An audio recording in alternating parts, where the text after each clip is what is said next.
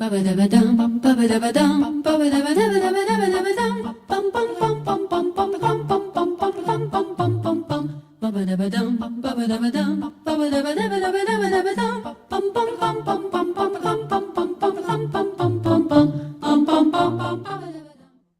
very pleasant good morning, good afternoon, and good evening to all our viewers and those who are listening to us wherever you're located and whatever your time zone is.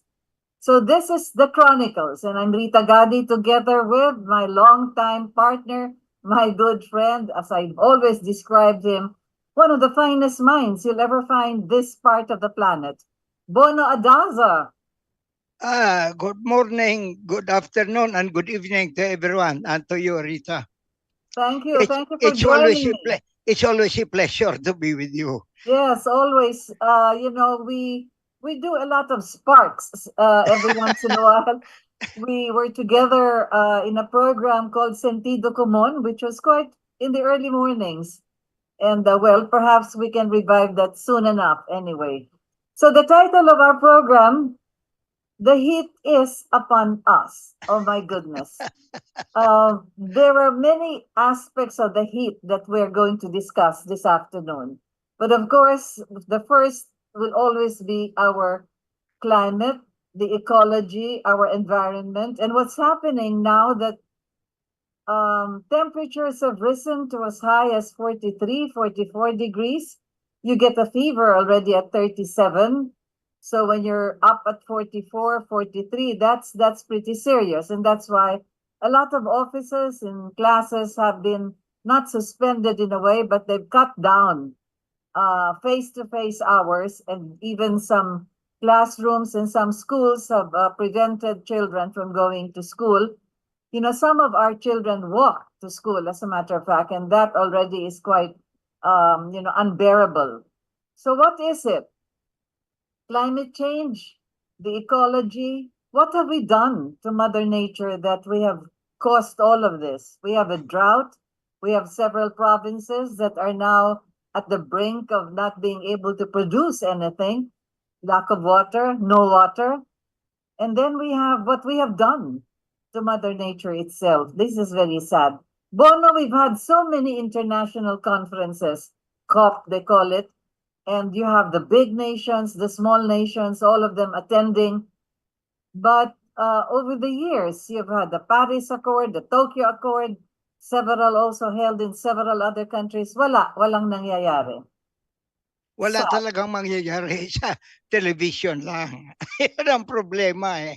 These people want to appear good in television, but you don't see any positive action in the field.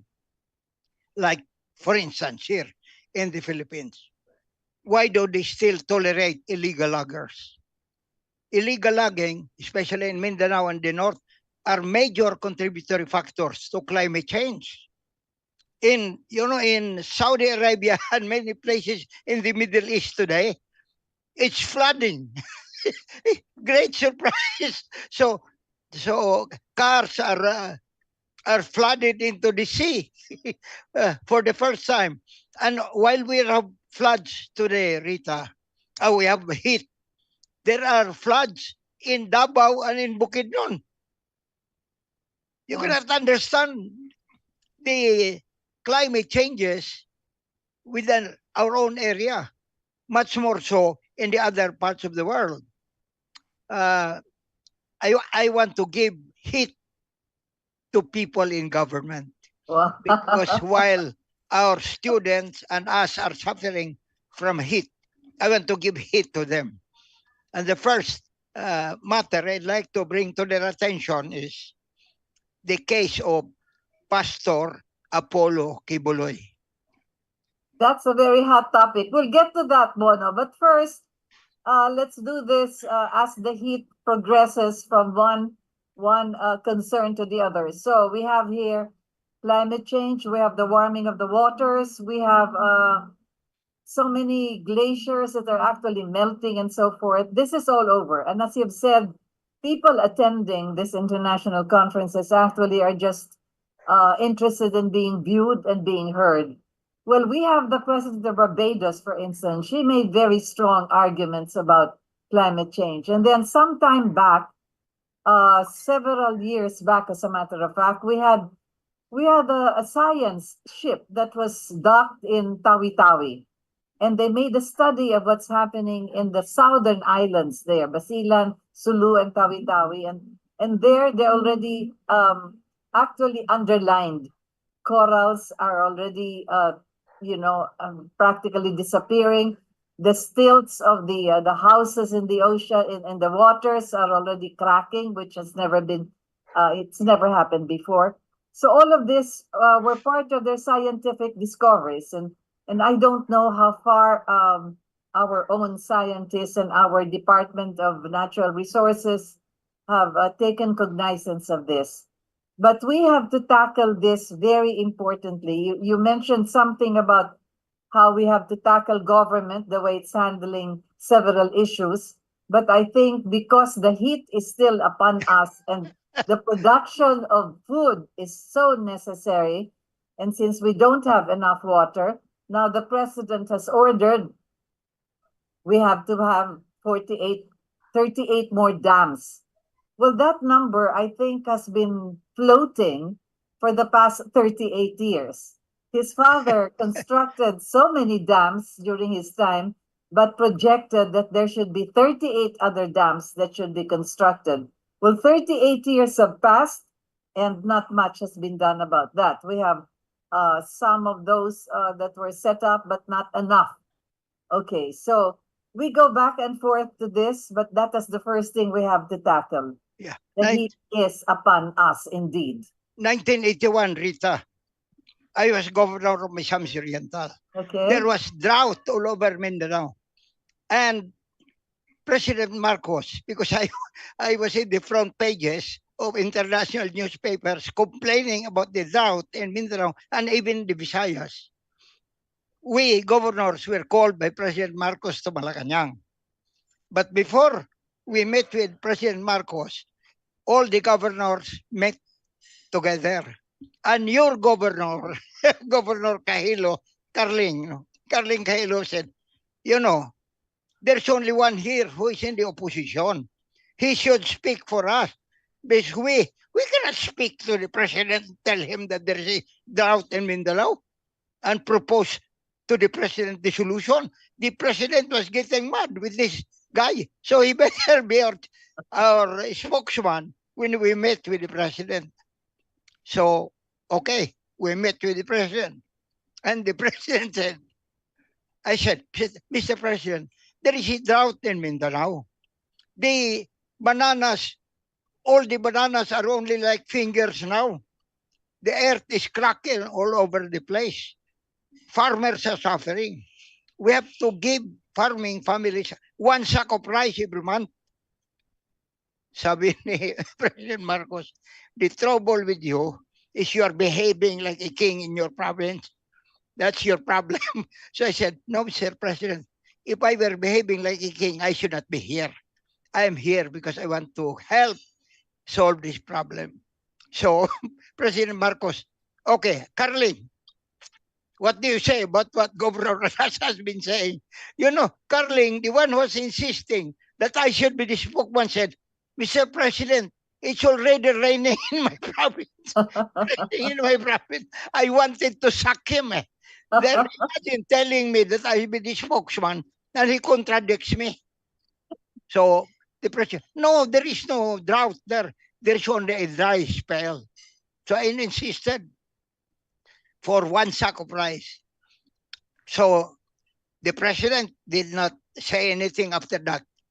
And then the Minister of Agriculture, Bong Tangko, Bong went to me.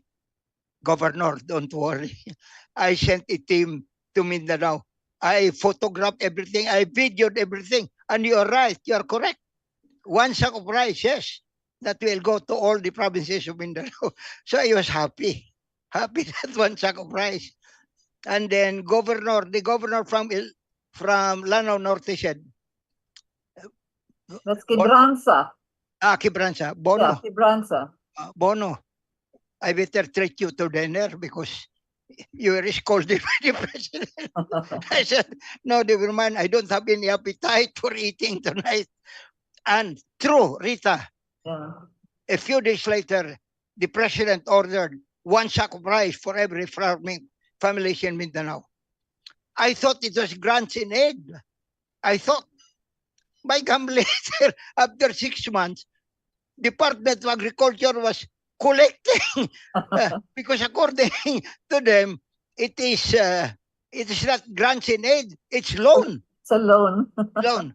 So the farmers were trooping to Cagayan, Governor, what is this? Why are they collecting from us? I said, you tell these people from agriculture, you are not indebted to them.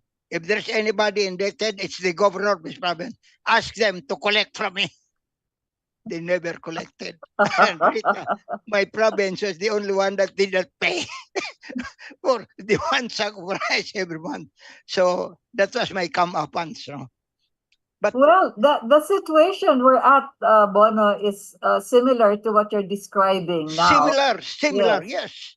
And well, nobody has come up asking for a sack of rice for the farmers. Instead, we have the president announcing that we should have more dams, etc., and all of this. And we have a secretary of agriculture who is supposed to be in private life a fishing magnate. So there could be other sources. I'm not referring to the waters of the sea, but I'm referring to food that would be coming from the waters that surround us. I've Rit, described this quite lengthily, even ages back. no, We are Rit, not Philippine islands. We are Philippine archipelago. We are yeah, water with islands. So water everywhere.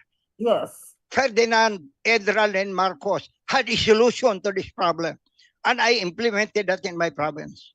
In my province, Rita, with the help of USAID and President Marcos, I constructed more than 2,000 shallow and deep wells, tested to be clear water.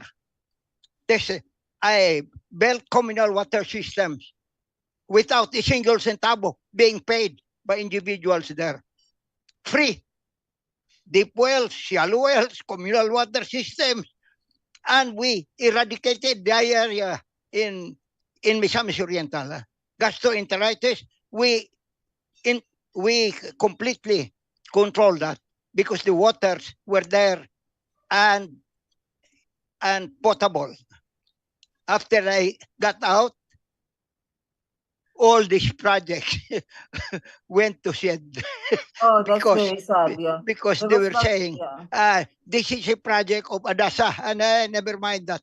It's not my project. It's the project of the national government, USAID, and the people of Misamis Oriental. Exactly, during a time of crisis. Well, Bono, we are discussing this now with the hope that our viewers and those who are listening to us would be able to spread the story that you're telling us, because these are lessons learned and achieved actually during a time of crisis. And now that we're having this, the heat is upon us, we can do this, on a province to province, town by town, so that then, as you said, we can have deep wells, shallow wells, and then of course the use of our waters around Yes. surrounding islands, so that there will be food on the table other than those coming from the production from the soil.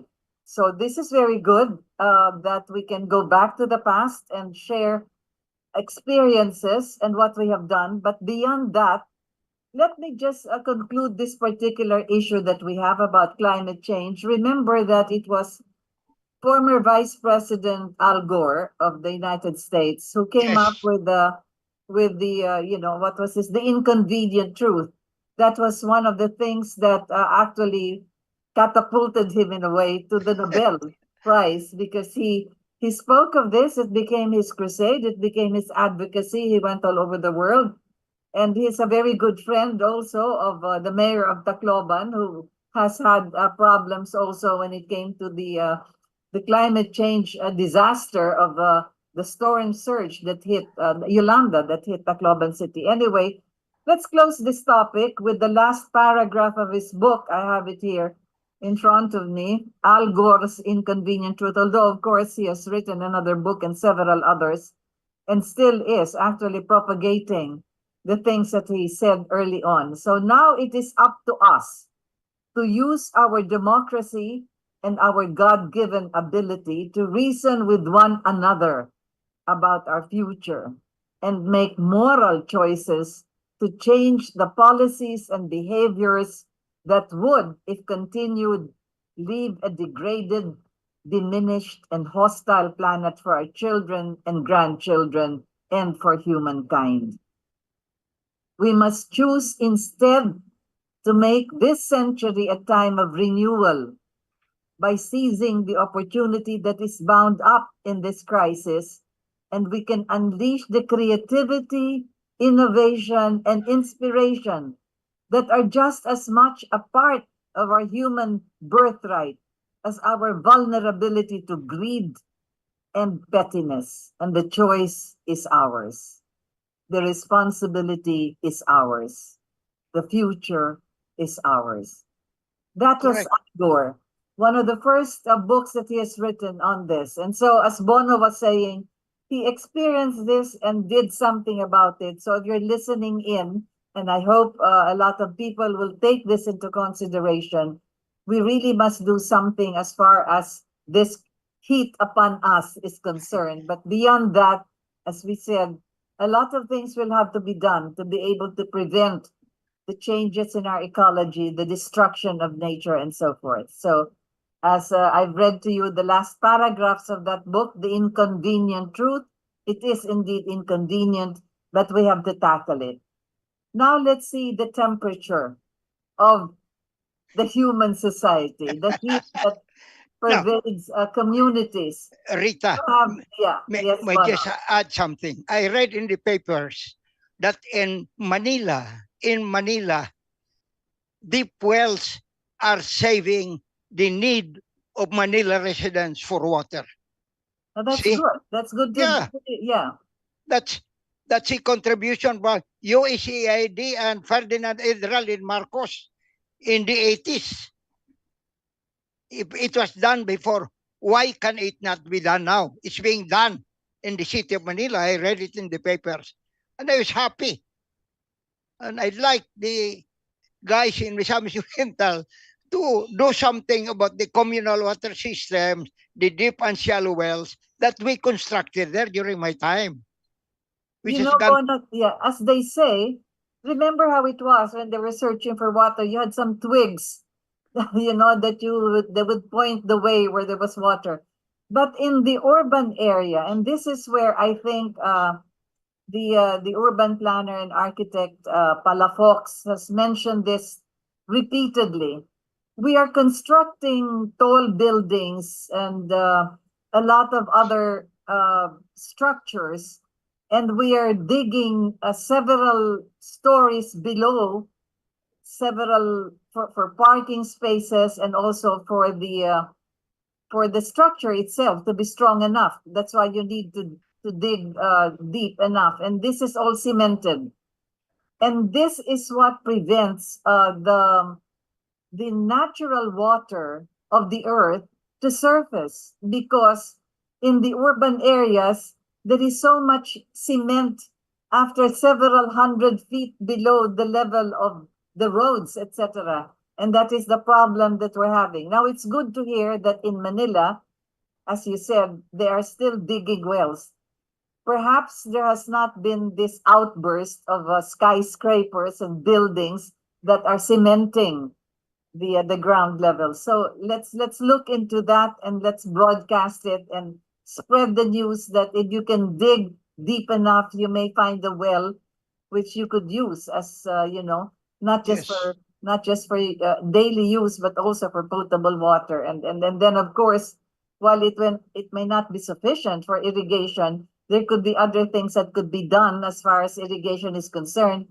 If the dams are not sufficient, then maybe there could be the channels from the rivers also that could be utilized. So a lot of things can be done, and that's exactly what Argor was saying in his last paragraphs. The creativity that we have, that is inherent in human beings, instead of the greed, for pettiness and for selfishness, and that is exactly what he was warning us about. Use the creativity for the benefit of humankind, etc. Okay, so now let's look at how the heat affects people. So it affects our children. It affects it affects the system of education that we have. Is this something now that will have to be taken into consideration from here on? Because the way climate change is changing our lifestyle, then there has to be an educational system that would take into consideration, specifically when the heat is upon us. Not all classrooms could be air conditioned. You have the private schools which have air conditioned classrooms. But in the provinces, we have how many regions? 16, 17 regions. That's where the problem is. So should this now be part of the system of education to take this into consideration? Somebody was saying, Rita, coming from the Department of Education, that the new schoolhouses should have high ceilings. If the private schools can be air conditioned, why is it that the public schools cannot be air conditioned? According to President Bush, this is the richest country in the world. 50% of the population consider themselves poor. Let's prove to them. Let's air condition also the rooms in the public schools. It can be done.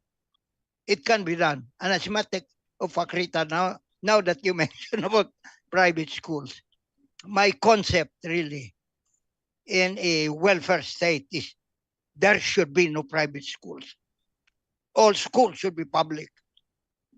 Everyone should read the same books, follow the same curriculum, and not having one exclusive schools and the guys from the public school system looking in awe at these guys who come from Marinol, Assumption, Ateneo, La Salle,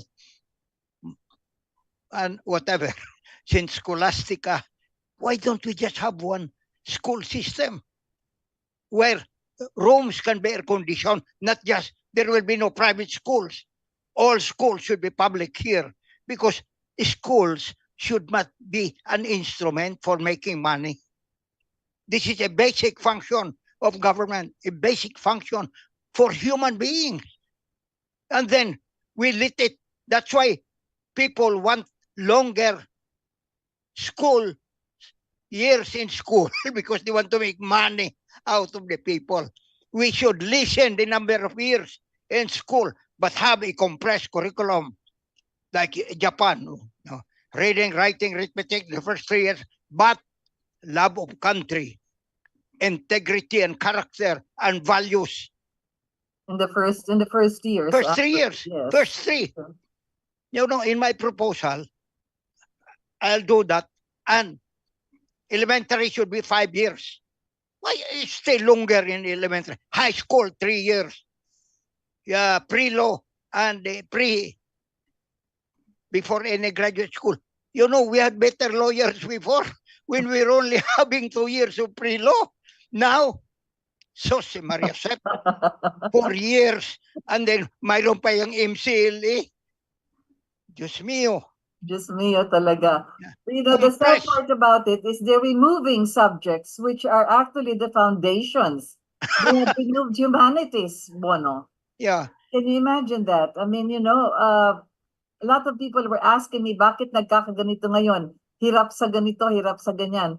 Because the humanities were actually the foundations of many of the studies that we have in the future. But you were mentioning something about private schools, and that I think this began because of the religious institutions. That's how they started, right?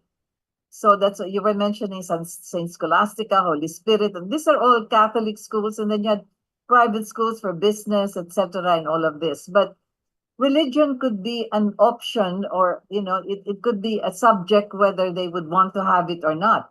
If you wanted to have a general curricula for all categories of schools. Do you have any country in mind that has this, that all schools are like public schools, for instance? But because I think countries really have categorized the No, individual private schools and for the public yes, schools. during the time of the Soviet Union, there were not private schools. All schools were public. All schools. And as a matter of fact, hospitals were free. Medicines were free. Like Gaddafi, he did it for 40 years in Libya. If Gaddafi can do it in Libya, if the guys in the Soviet Union can do it in the Soviet Union, why can't we do it here in the Philippines? You know, I got sick when I was there in the Soviet Union and of pneumonia because it was winter time. And I had only $500 in my pocket. I was beginning to worry. I was in the hospital. And after I got cured, I asked the doctor, Doc, how much is my bill? What's bill? He's asking me what's bill. No, how much do I have to pay for my confinement here, medicines and you, etc. No, you don't have to pay anything. But I'm not a Soviet citizen. Yes, you're not a Soviet citizen, but you're a human being. Oh, wow. You know, I got floored. And it's in my mind. And that's a long time ago. Why can't we do it here? Why? Why? Why? Well, that's exactly why we're reaching this stage, Bono.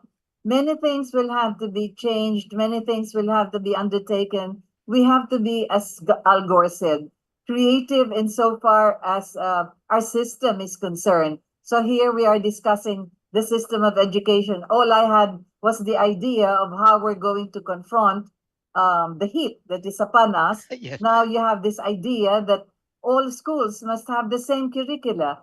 There has to be no distinction whether you're in private or in public. We have to read the same books. We have to have the same studies. And of course, the very basic, the foundations, as you said, in the first 3 years. I think we should adopt that. Lessen the, like, for instance, we have, in our elementary years, we had so many notebooks. We had so many notes that we had for every subject. And a lot of things that we had to memorize. Well, after memorizing them, then we forget them as fast as we were able to put them into our heads. So there has to be also some kind of a change in this, and not just in memory work. Like in the College of Law, for instance, you had to memorize all the provisions of all of these laws.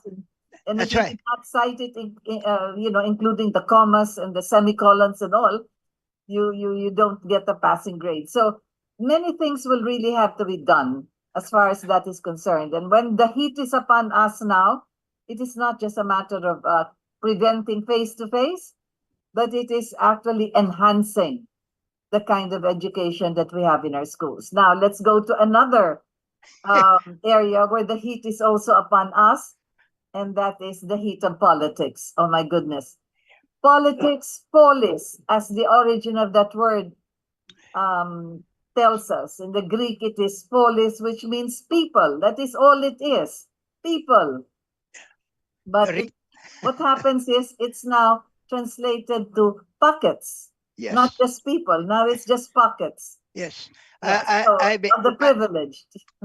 By the way, Rita, I kept on saying that in this country, almost all politicians are propelled by three drives: drive for wealth, drive for power, and drive for sex.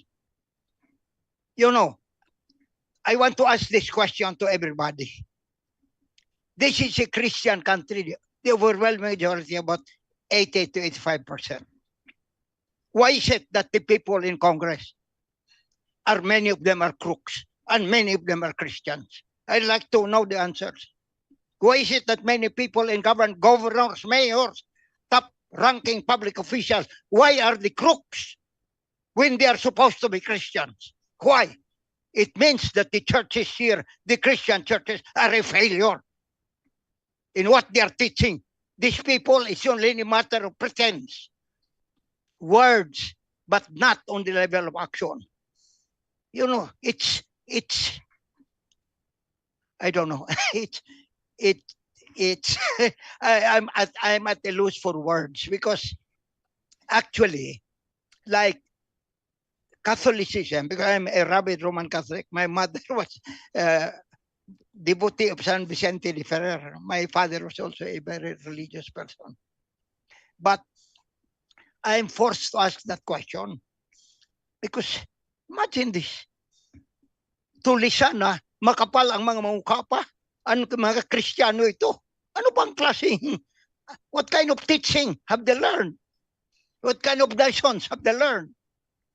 There's got to be changes. Even on the way the Christian churches have been teaching their people. Because there is something wrong somewhere. Presidents, most if not all, are Roman Catholics. Roman Catholics. But look at the system. Even Duterte was saying, rampant graft and corruption, insoluble until the end of his term, beyond his term. And we are a Christian country. And we believe in the democratic system, believe in the matter of form, but not on the level of action. Even democracy here is a form, not on the level of action. Oh, like, look at elections. The candidates buy votes. The voters sell their vote. That is not democracy. That is not democracy.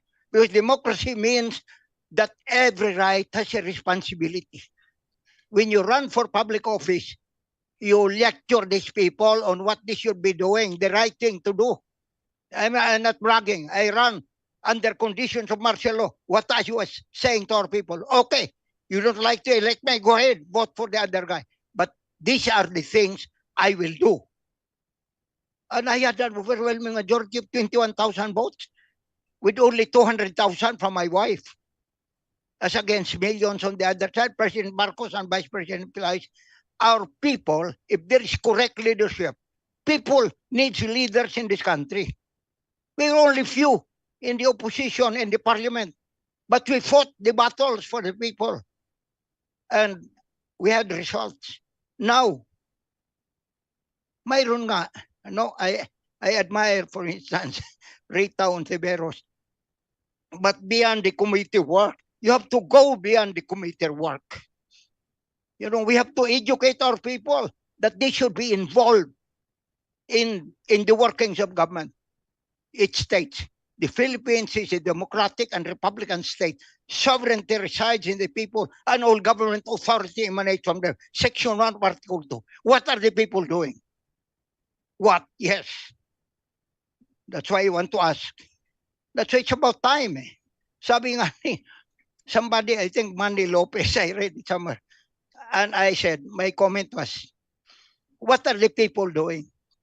And I said, in my comment, you know, it reminds me of the lines in a song by Elvis Presley. It's now or never.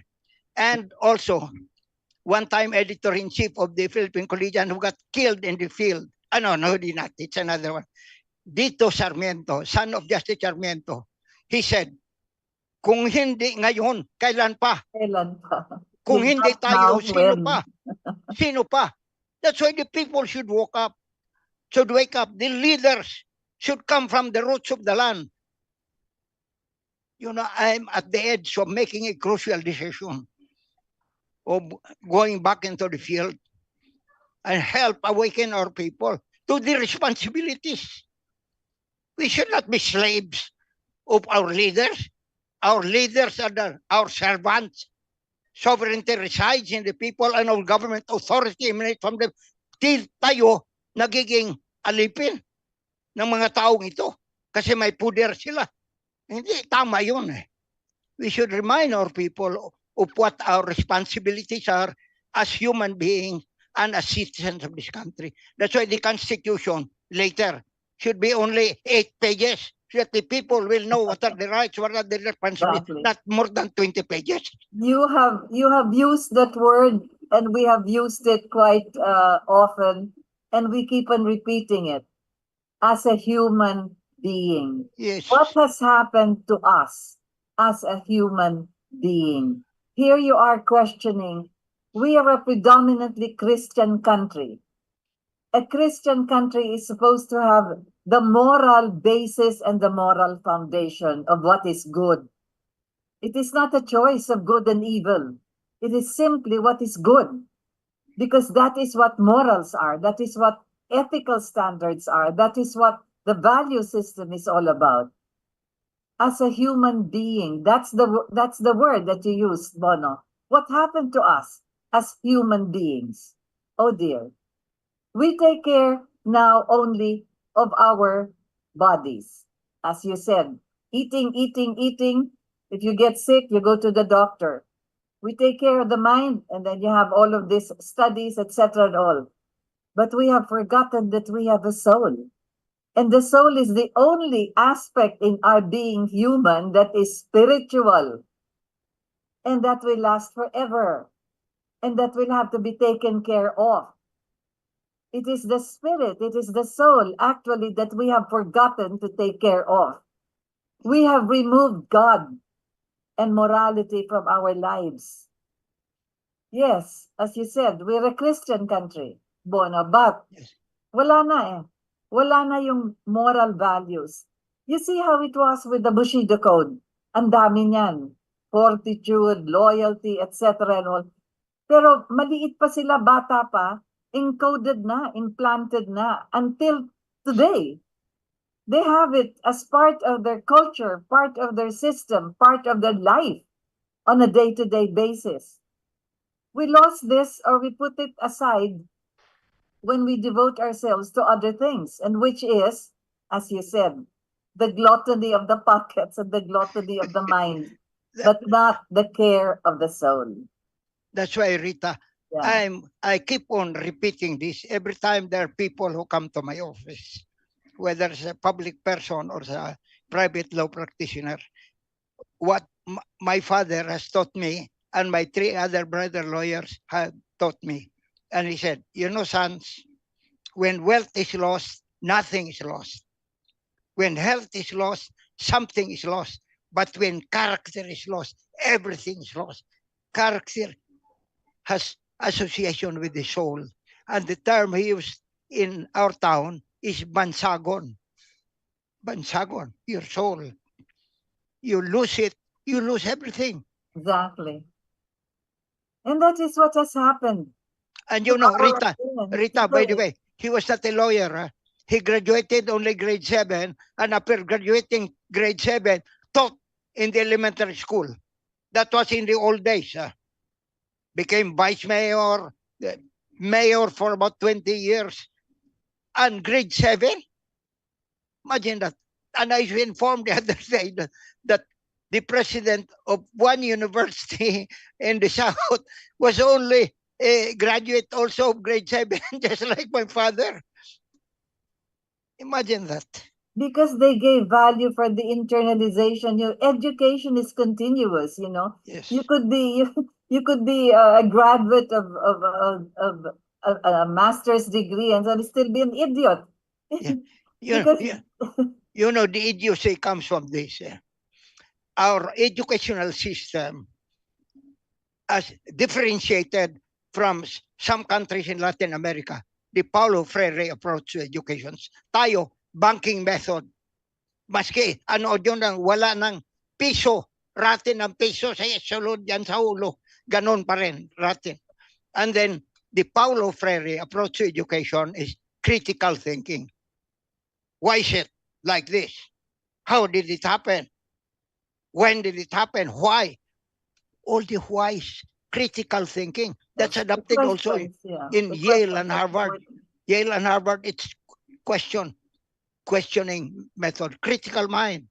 We should adopt the Paulo Freire approach to education here so that we do not, you know, one occasion, I'd like to mention it here again.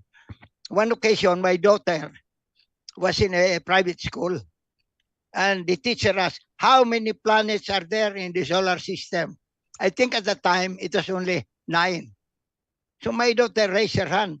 Mom, that was last year. There's already a 10th planet, ma'am. According to Time magazine, it's named for the moment, Planet X. You know, the reaction of the teacher, Eileen ADAZA, you're like your father. Not that's during when I was in prison during martial law. You're like your father. If you think that way, you will also be in prison like your father. One of these days. Imagine what kind of teachers?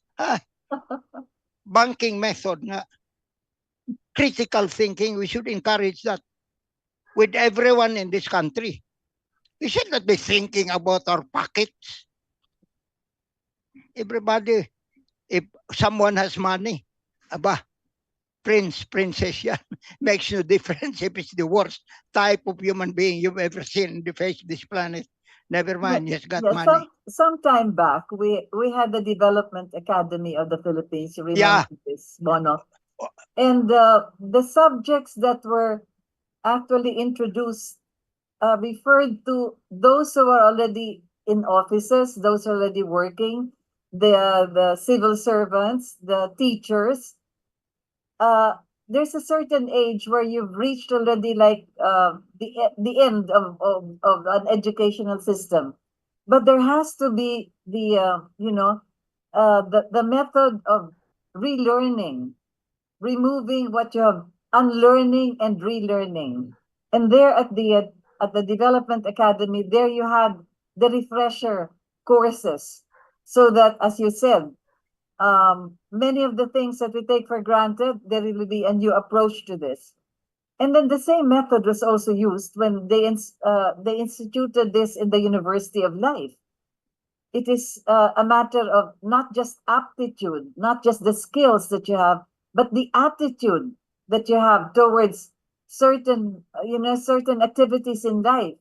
What do you really want to become? What do you want to do? What is it that would give you a certain degree of happiness and at the same time earn you a livelihood? So ito yung sinasabi nga na that is the University of Life. It is not just a matter of what you have in the textbooks. Maybe we should have this, reviewed and reconstructed and done again, so that it's not just a matter of going to the Development Academy of the Philippines for seminars, for meetings, and so forth, but have this refresher course. So, as you said, in the College of Law, for instance, so you get certain degrees and then you add some more to that. But somebody should also make a study of all the laws that we already have. Yeah. Codify them and get rid of the useless laws. Amend, revise, remove, etc. That will have to be done. And who's supposed to do this? Yeah. The IDP, the Integrated Bar of the Philippines, students of law. Nobody's doing it. No. So we have a whole stock of, I remember with Speaker Nograles, he wanted to start on this, indexing, codifying, etc. Kaya nga another building was constructed, not just for additional rooms, for additional congressmen, but for the studies, for the review of all of the laws that are already there, codifying it and indexing it. Parliament should only have 39 members. Why are we putting 324 people? God's sake. Waste of money, waste of funds. We're not using our mind.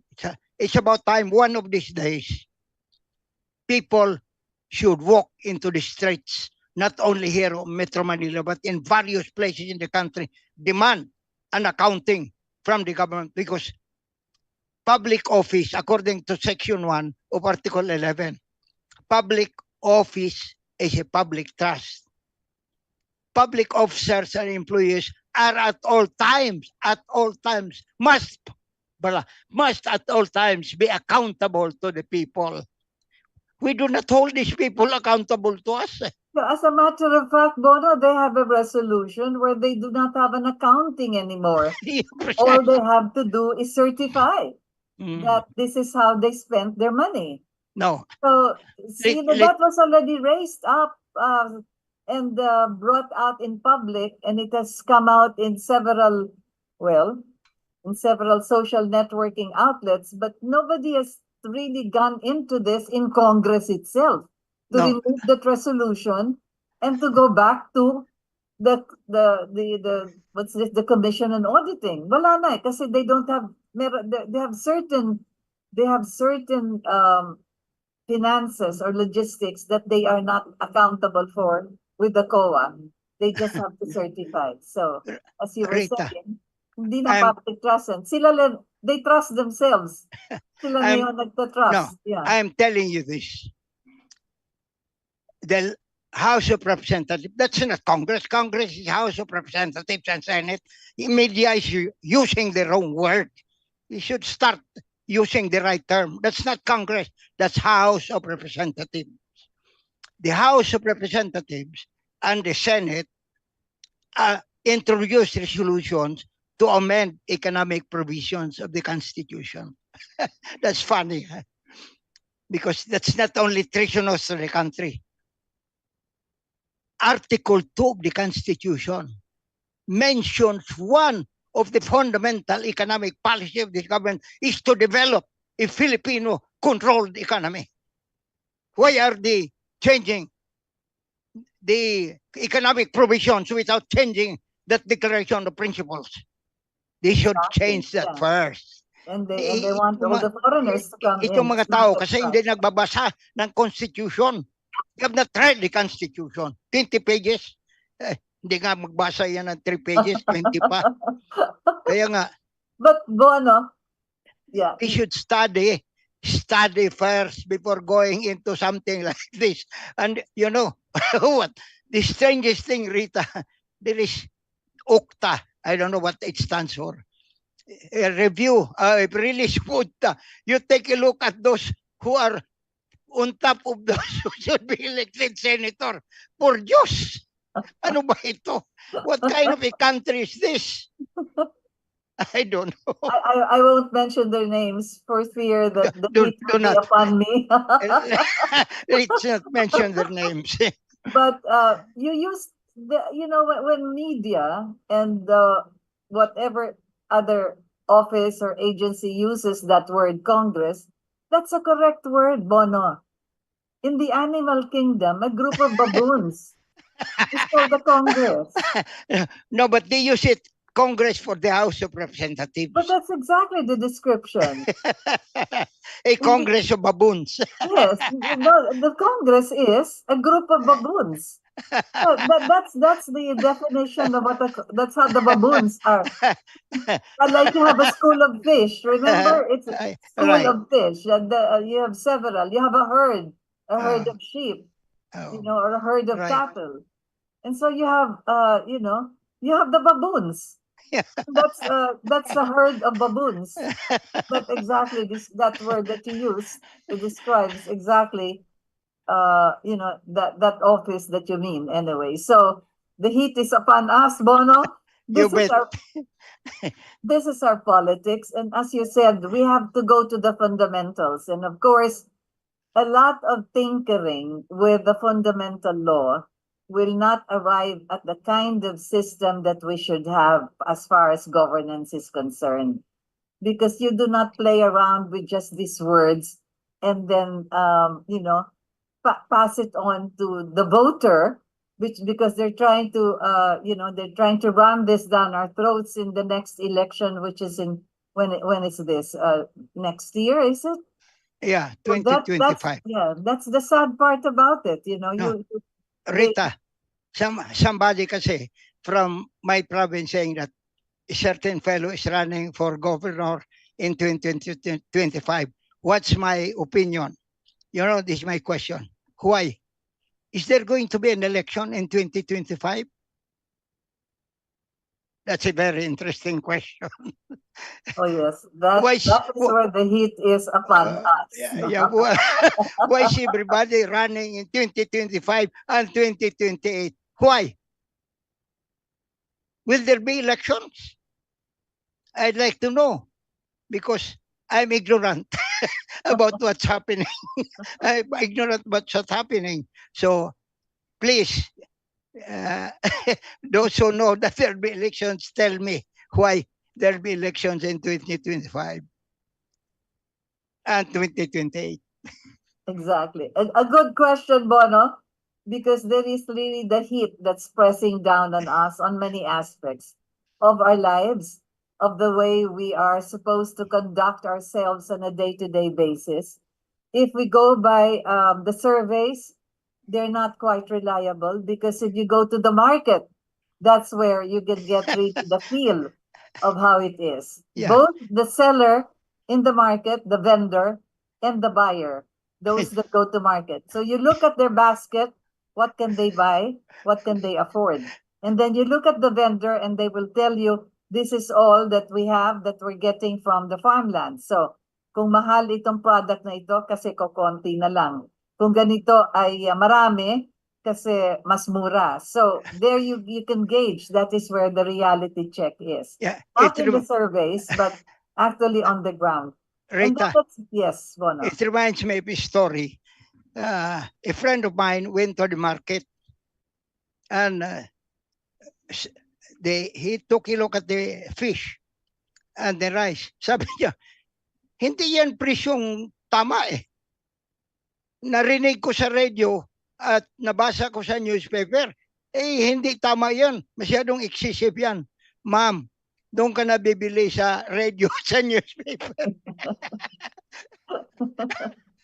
Doon ka na lang bibili. Because dito, ma'am, yun ang presyo. Wala kaming magagawa. See, tama ka. Don't believe in the surface.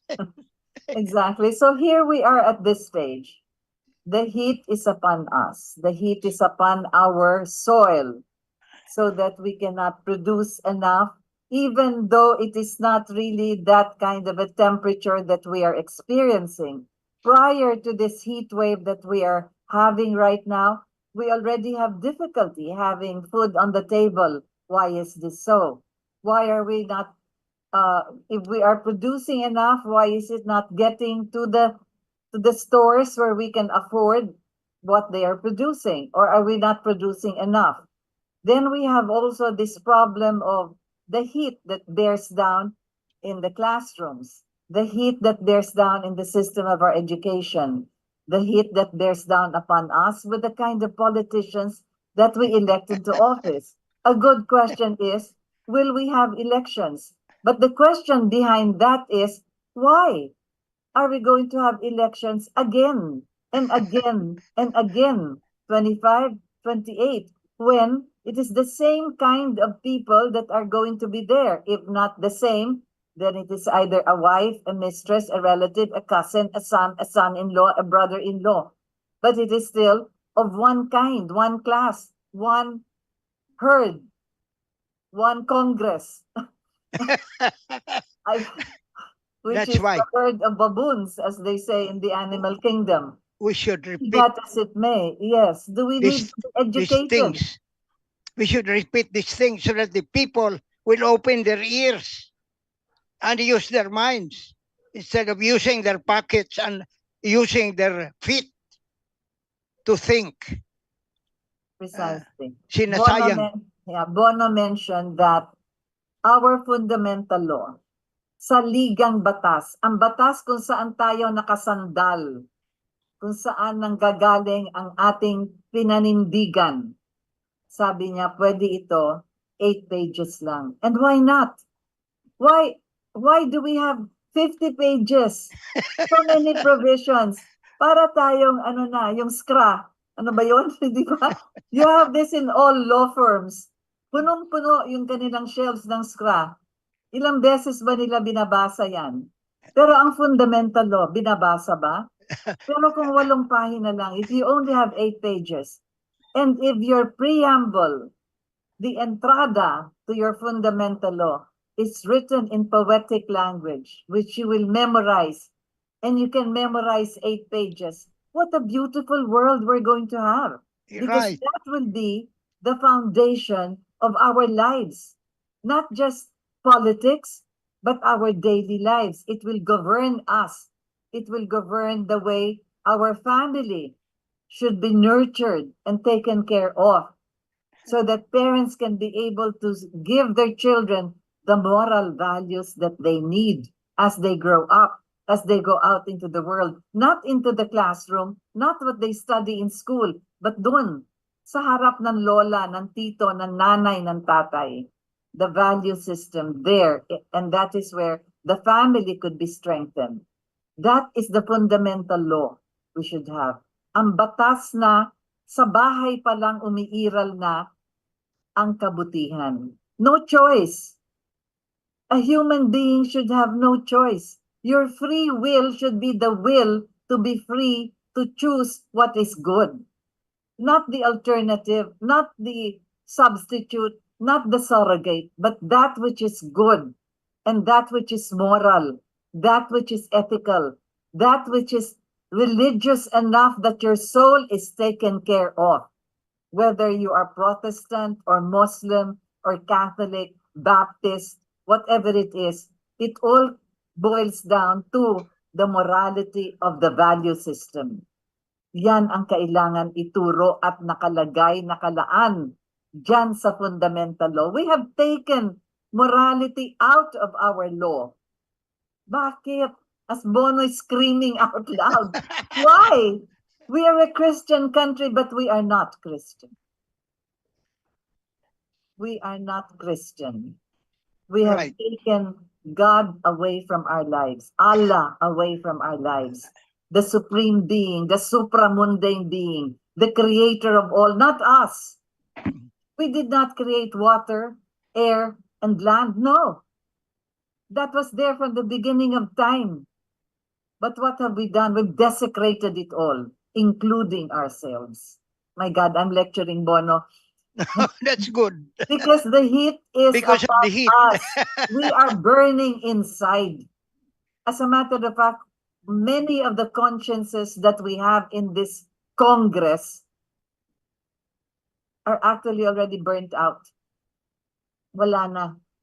Their conscience were, before we used to have this expression, well, they made their conscience sit in a corner where it is convenient. Hindi na, nawala na pati konsyensya. How do they call it in Bisaya? Bono, kinabuhi, right? Yeah. That which gives you life is something which is spiritual. It should not be adulterated. It should not be desecrated. It should be preserved. Yeah, but That is exactly what we are saying when the heat is upon us at this stage. I read the last paragraphs of Al Gore, which says precisely, we have to have the creativity to bring back the moral values of our consciences. That is how we have to treat the ecology, the environment, and most importantly, one another as human beings made of body, mind, and soul. We have gotten the soul. Rita, in the discussion of system change, in doing what is right, my fortune or my misfortune is I always remind myself of one friend of mine on the level of the heart and the mind. Well, a quotation from George Bernard Shaw, but popularized by Robert Kennedy. People see things as they are and ask why. I dream of things that never were and ask why not. Why not a true human being living in this country? Why not a true citizen of this country behaving as a true human being and as a right citizen? Why? Why not? That is my challenge to everyone. Because I'm getting tired.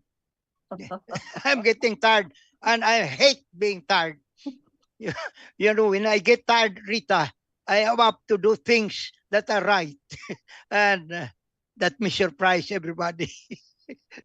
Well, we should be revolutionaries in a way because of all revolutions begin from the heart. Of course. And that is where love is. But we have forgotten this. We have abused that word and we have not given it any meaning. As you said, sometimes we come to, a fork in the road. So we look beyond it. Where do we go? From here or there? Air-conditioned room? Or we're under the sun if we had a choice, but we can't afford air conditioning, my goodness. With the rate of electricity going up, Sabi nga ni Bono, why not air condition all classrooms, including the public schools? Why not? We're Yeah. supposed to be rich enough. Why not? Why don't we spread the richness that we have in Congress, for instance, in all of this? Ayuda, Nation- ayuda, and all of that. Nationalize Yes. electricity generation and electricity distribution instead of paying high rates to Yeah. these distributing Sometimes we companies. don't really see the road quite well. And sometimes there is a pathway that we have seen beyond the pathway that's just Yeah. in front of us. And so those are the choices really that we have to make. And that is where the free will is supposed to be active enough. And I repeat this, only to make a choice for what is good. Just remember that it is not the choice of the alternative or the surrogate or whatever it is that is not good. It is only the choice of what is good. So Bono, here we are at the end of our program. I'm sure that you have shared a lot of lessons. There is water everywhere. Just dig deep enough. Meron kayong makukuha dyan sa mga yung mga deep well. And shallow wells. Yung mga poso, how do you call it? Yes, di ba? You have this. We used to have this in just about every corner of the street. Meron yan, di ba? Right. So let's give it Shallow a and deep try. wells. Yes. The deep wells, the shallow wells, at least we can have water from that depth. So Bona, thank you for having joined me. The Thank heat you. is upon Thank you us. for having me too. it gives more heat to the heated situation so Exactly. that people will start thinking. Precisely. We have to warm up to this, warm up to what is true, what is good, and of course, all that would be beneficial to each other. So thank you again, Bono ADAZA, with me live. Thank you too. And and finally, I'm seen in camera. Exactly, that's That's true. because of my youngest son. Wonderful, yes. So we pray, dear God, that we give this day to you, the fruits of our labor and the desires of our hearts. In your hands we place all burdens and all the questions that we can ask, because we, in the questions, already know the answers. On your shoulders we lay our burdens. We pray for our loved ones, for everyone, and let us pray for ourselves. May we return to love. May our minds be healed. May we all be blessed. May we find our way home to you, dear God, so that we no longer fear, but that we have faith, and that we no longer suffer, and that we can become happy. Thy kingdom come, thy will be done on earth as it is in heaven. For thine is the kingdom, the power, and the glory forever and ever. Amen. Amen. Thank you for having joined us. This has been your Chronicles, and I'm Rita Gadi. God bless to everyone.